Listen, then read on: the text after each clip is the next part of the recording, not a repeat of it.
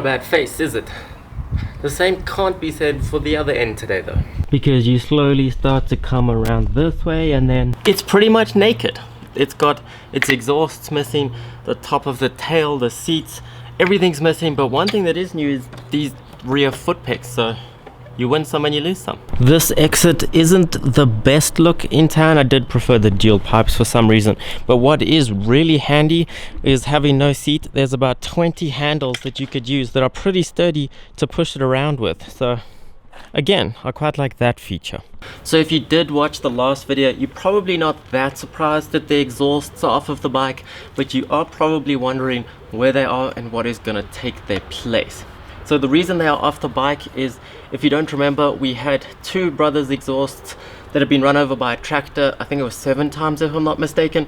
So they had quite a few dents in, a lot of scratches. The end caps had been repainted, but so badly that every time it got hot, the bike smelled awful and the paint on the end was starting to blister because it got too hot for that actual paint to survive.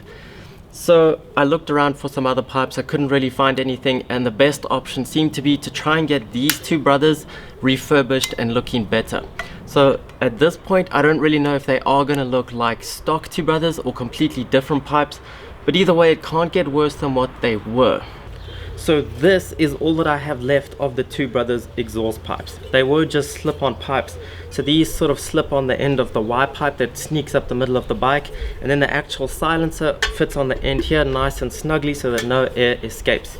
So these are in good nick. I'm happy with these. It was just the actual silencer that looked awful and needed some TLC. So on the weekend we went to a motorbike shop slash breaker to see if we could get rear passenger foot pegs. So we did get those. As you saw, the bike didn't have those or a rear seat, so we also got a rear seat, but it had a hole in the middle. So this guy said that he will recover the seat, and I also asked him if he had any pipes or if he could refurbish these, and he seemed pretty confident that he can make these look better. Again, I don't know what they're gonna look like, but it can't get worse.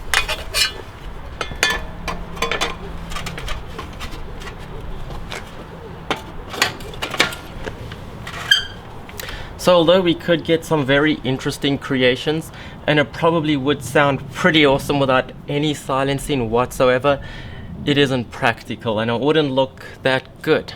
But we do need to be able to run the bike in the interim while they're being fixed, because again, I have no idea how long it's going to take for them to be fixed.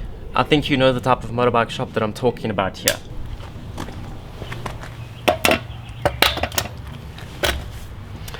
But I couldn't bear the thought of not being able to ride my brand new beast for 2 weeks or however long it's going to take to fix my exhausts. But being a breaker, they obviously have about 1 million crashed bikes and parts lying around. So I was able to convince the guy to lend me a set of these. These are stock exhausts from a Big Bang R1 like this. And you're probably wondering why I'm so excited to have stock exhausts for an R1 when I did have aftermarket ones. But to me, I'm just excited that I can still ride it, keep it running for the time being, and it won't just sit in the garage. But I'm not excited for the sound these are gonna make.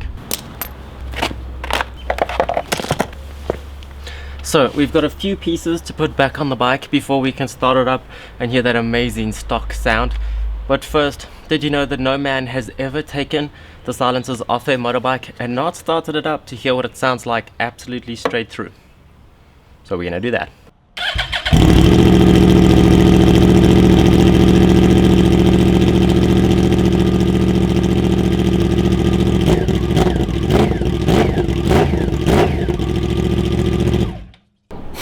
That is completely insane. I really do wish I could run it to sound like that pretty much all the time, but even at idle, because it's still cold, it's probably a bit loud. And I did lie to you, it's not completely straight through.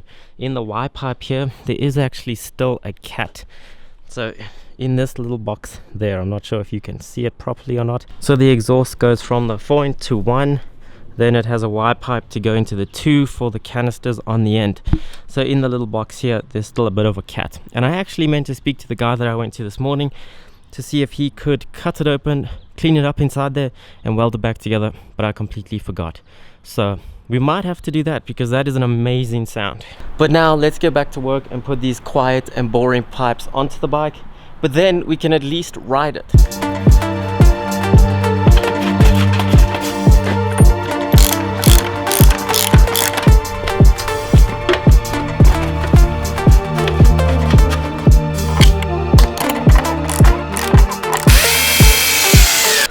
my goodness, that is a wide rear end. I'm kind of having second thoughts about this now. Maybe we should have just run the little straight pipe out the end here because it would have looked better and less wide. I can't believe Yamaha ever thought this was a good idea, even if they know we're going to change them. I am terrified to start this up and hear what it sounds like, but at the same time I'm going to have to eventually. So let's see what the two big sisters sound like compared to the straight pipe that we heard earlier.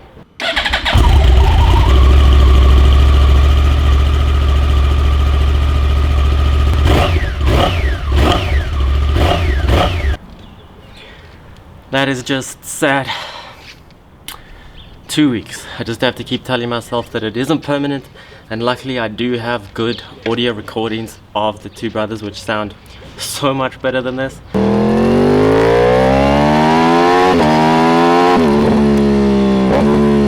It really makes you thankful for aftermarket exhaust.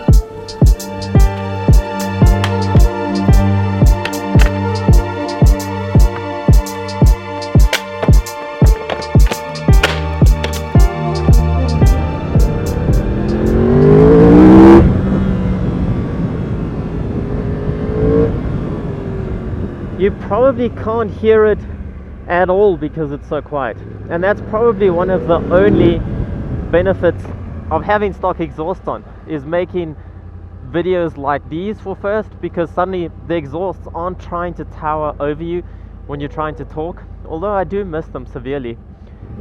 But another benefit is that you can't hear the bike coming, and it doesn't sound like you're ever speeding because you can't hear how fast the engine's actually revving. So you can be a little bit naughty in that sense. But that is basically the whole list of advantages, as you probably expected, and the rest are purely disadvantages. The first one being how awful it looks. So I did finally wash it, but yet it still looks that awful. I mean, there's endless triangles between each exhaust pipe and the tail. They also sound extremely boring, and I miss my cross-plane crank noise more than anything.